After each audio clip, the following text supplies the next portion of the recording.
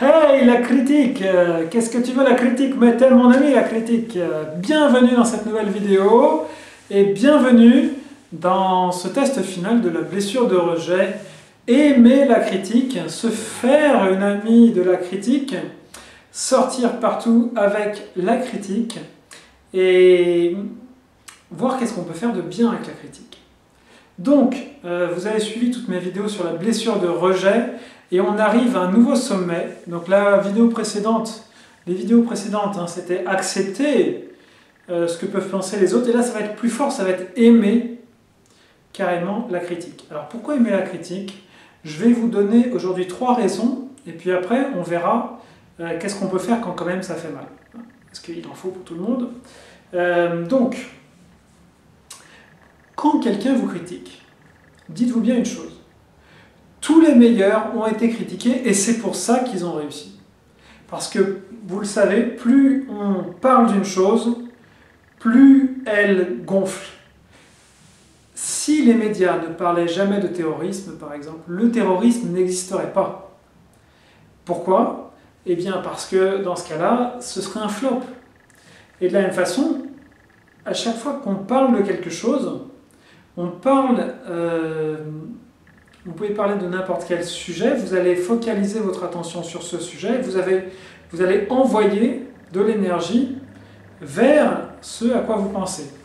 Et donc quand quelqu'un vous critique, eh bien, soyez bien sûr d'une chose, c'est que la vie est du côté de ceux qui sont persécutés.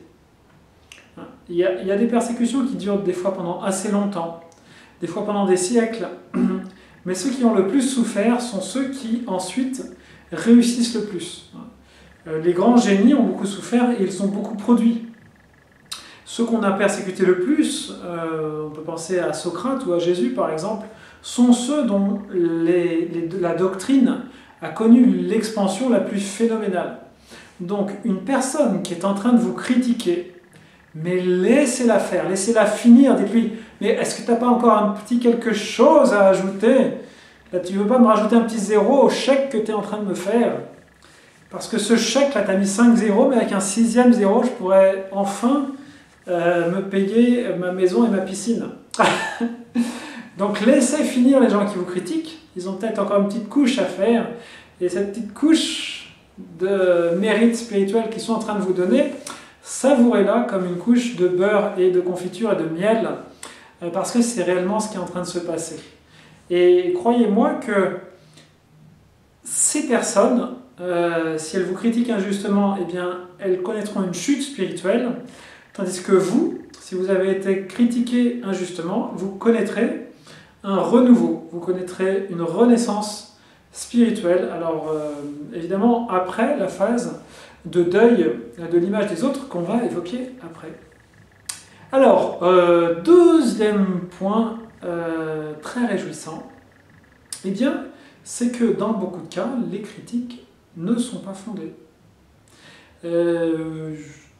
Oui, souvent les personnes critiquent parce qu'elles ne comprennent pas, parce qu'elles sont jalouses, parce que vous êtes différents, parce que, voilà, la bouche parle de l'abondance du cœur, ça veut dire, eh bien, si les personnes ont un cœur qui est sombre, il y a des choses sombres qui peuvent sortir de leur bouche.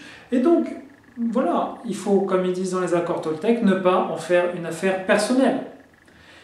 Et si vous n'en faites pas une affaire personnelle, eh bien c'est la preuve, vous donnerez la preuve que vous n'êtes pas concerné. On accuse le Christ, on accuse Socrate. Est-ce qu'ils éprouvent le besoin de s'énerver? Est-ce qu'ils éprouvent le besoin de se justifier? Non! C'est toi qui le dis. Écoute, ça te regarde. Et puis voilà, pourquoi c'est dit on vous frappe sur la joue gauche, tendez la joue droite? Mais parce qu'on est en train de vous signer le chèque. On dit, mais attends, fais-moi un deuxième. Tu m'as fait un chèque, j'en veux un deuxième. Et donc, on demande un deuxième chèque pour arrondir ses fins de mois. Donc on tend la joue droite, parce qu'on sait que le jackpot est à la clé. Donc, plus c'est faux, mieux c'est. Maintenant, oui, laissez dire, laissez courir. Les gens se rendront... La vérité finit par triompher. Hein. Comme ils disent les hindous, Satyam Eva Jayate, la vérité triomphe toujours. Je crois que c'est la devise de la République indienne. La vérité triomphe toujours. Donc, laissez courir les mensonges. Les mensonges s'autodétruiront d'eux-mêmes parce qu'ils ne sont pas, si vous voulez, ils perdent de l'énergie au fil du temps parce qu'ils ne sont pas dans le flux de la vie. Ils vont à contre-courant. Donc, ils vont forcément, ils sont en perte de vitesse par rapport à la vérité. Donc, laissez le mensonge s'épuiser et ne lui donnez pas d'énergie en vous justifiant. Ne lui donnez pas d'énergie en expliquant le pourquoi du comment vous avez fait quoi. Et laissez les gens se rendre compte. S'ils vous trouvent bidon, eh bien ils vous trouvent bidon. Ça n'a franchement aucune importance. Alors, deuxième cas de figure qui est encore meilleur. Et donc, troisième argument pourquoi on se réjouit quand il y a des critiques, eh bien, c'est que ce troisième argument, c'est que si c'est vrai, c'est encore mieux. Parce que si c'est vrai, la personne, non seulement elle vous fait un chèque, mais en plus, elle est en train de vous guérir. Donc c'est double bonus. Non seulement elle vous dit « t'es malade », et en plus, elle paye le chèque au médecin « allez, guérissez-le, c'est un brave homme ». Un ami qui vous fait une critique véritable est un véritable ami. Et sachez le reconnaître comme tel, parce qu'il est précieux. Cet ami qui est capable de vous dire la vérité, comme par exemple le prophète Samuel, je ne sais plus si c'est Samuel ou Nathan, peut-être c'est Nathan, qui vient voir David et qui lui dit « Mais écoute, c'est monstrueux ce que tu as fait ». Mais c'est excellent qu'il lui dise ça, parce qu'il va lui permettre de commencer à expier sa faute par le jeûne. Et si personne ne lui avait dit, et personne ne lui a dit, parce qu'évidemment il est le roi, mais il n'y a rien de plus précieux que cet ami qui vous dit la vérité, donc sachez reconnaître l'ami qui vous dit la vérité, que ce soit d'ailleurs pas forcément, voilà, ça peut être, c'est pas forcément l'ami que vous connaissez, mais ça peut être une personne qui, comme ça, dans votre travail, ou ça peut être quelqu'un que vous croisez, ça peut être un passage de livre que vous ouvrez. Reconnaissez, quand ça vous touche, quand ça vous fait mal, c'est qu'il y a réellement quelque chose à transformer.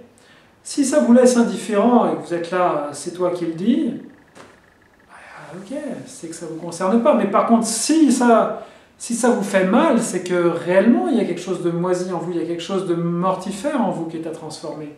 Alors pas forcément ce que dit la personne, ça peut être votre estime de vous-même qui a changé, mais en tout cas, à chaque fois qu'une critique vous touche, eh bien remerciez parce que donc il y a votre coach personnel qui s'est manifesté et qu'elle est en train de vous dire « T'as un truc à changer ».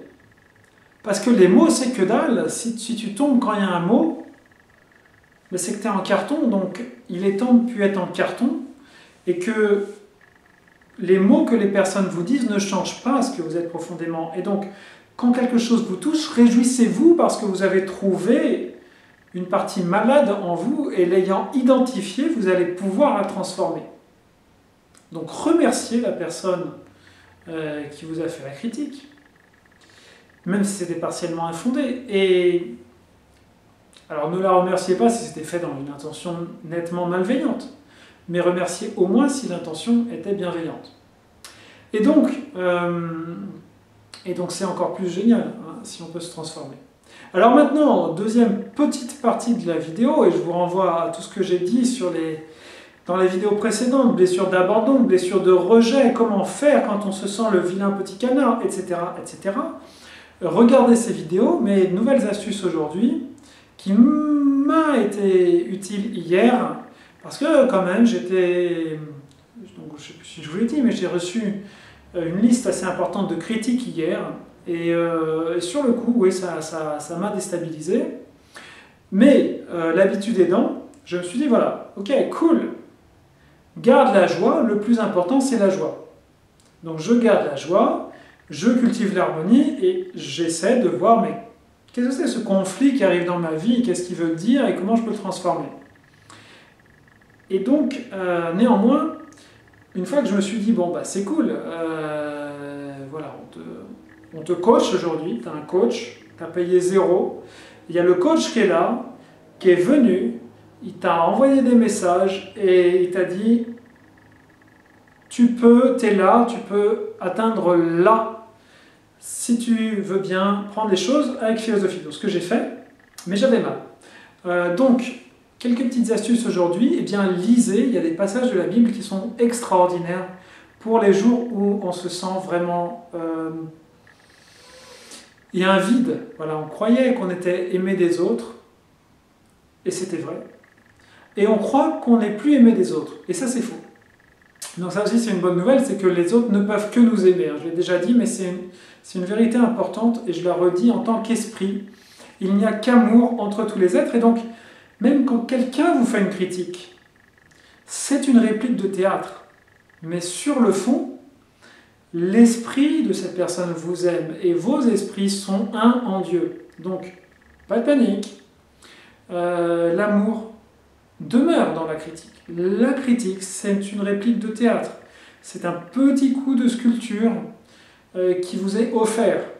Mais ça ne remet en rien en question ni ce que vous êtes réellement, c'est-à-dire ce qu'on ne peut pas justement vous toucher par la critique. Quelqu'un qui vous dirait « t'es pas un esprit », c'est un fou. Quelqu'un qui te dirait « tu n'as pas d'âme », c'est quelqu'un qui n'a juste pas compris la vie spirituelle. Quelqu'un qui dirait « Dieu ne t'aime pas », c'est... Bon, voilà, c'est lui qui a un problème, c'est pas vous qui a un problème.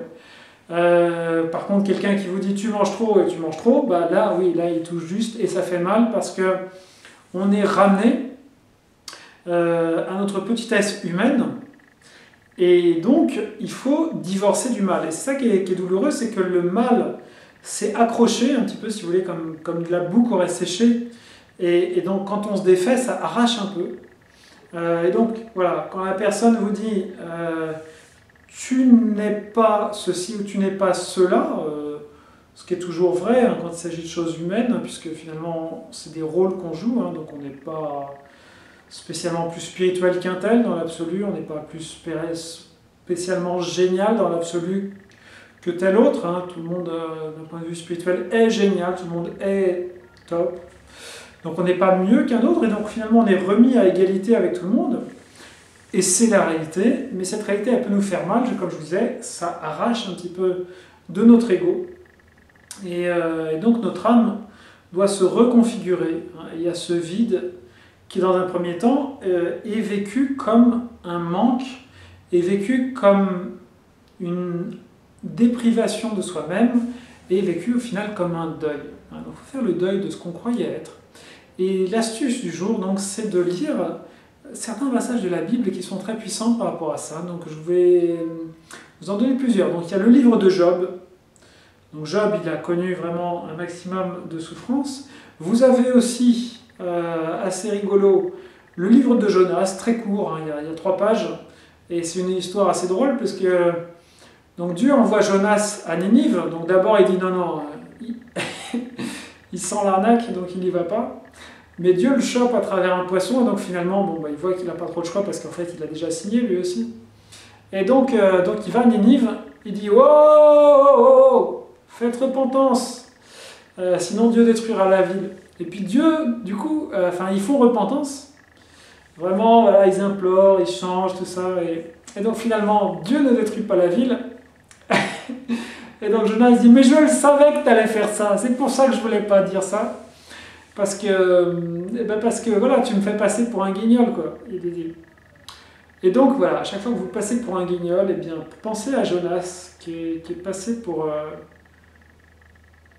un farfelu, quoi. Il a prédit quelque chose qui n'a pas eu lieu, du coup. Donc assez drôle.